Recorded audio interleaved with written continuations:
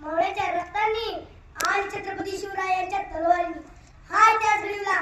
असाच इतिहास घडविणारी एक कथा घेऊन आलो मी की एज्युकेशन बालविकास मंदिर अँड ज्युनियर कॉलेज कुनवडी या शाळेतील इयत्ता 4थी चा विद्यार्थी श्रीराज राऊत प्रस्तुत मंचावर कथा सादर करतो.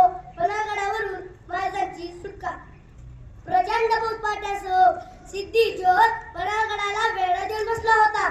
अक्षरशः मुंगीला सुद्धा बाहेर पडायला जागा नव्हती आणि अशा वेळी गुपचूपपणे विशाळगडाकडे पळून जाण्याचा बेत आखण्यात आला. पर्याय म्हणून खोटा शिवाजी बनवण्यात आला. त्यांचा चेहरा अगदी मेघदूत छत्रपती शिवाजी महाराजांसारखा होता. त्यांना पालखीत बसवण्यात आले. त्यांचे नाव होते शिवा काशीद. त्या रात्री काही बैल शिंगांना मशाली आणि बलीचं पेटून देऊन पूर्वीच्या दिशेला सोडण्यात आली.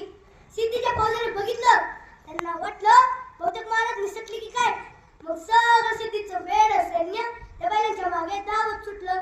इकडे महाराज पालखीत बसून पश्चिमेकडून विशाळगडाकडे निसटले सुद्धा. मध्येच बाजी प्रभू देशपांड्यांनी खिंड लढवली. छत्रपती शिवाजी महाराज तो करायला आले म्हणून सिद्धी आनंदला. तो म्हणतो कसा, हा हा हा, आओ शिवाजी राजे आओ. तेवढ्यात पालखीचा पडदा मागे सरकला. 2 संशयित नजरा शिवा काशीदवर पडल्या. अफजल खान म्हणतो कसा, हुजूर ये शिवा नहीं हो सकता. सिद्धीच्या मेणातून तलवार उसळली. रक्ताची चिळकांडी हत्याराचा कल्लोळ उडाला. शिवा काशीदच्या गदेवर तलवार वाटून सिद्धी विचारता झाला, बोल कोण है तू. अरे हाँ मैं ही हूँ शिवाजी.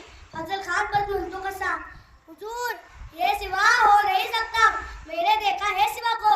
अफजल खानाच्या वधावेळी झालेल्या चकमकीत महाराजांच्या मस्तकावर तलवारचा वार झालाय.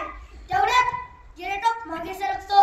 पण महाराजांच्या मस्तकावर तलवारची खून नव्हती. पुन्हा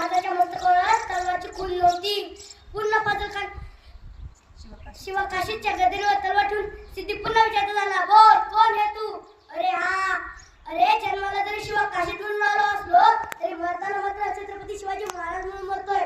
हे भाग्य काय कमी काय. लाख मेले तरी चालतील पण लाखांचा पोशिंदा मात्र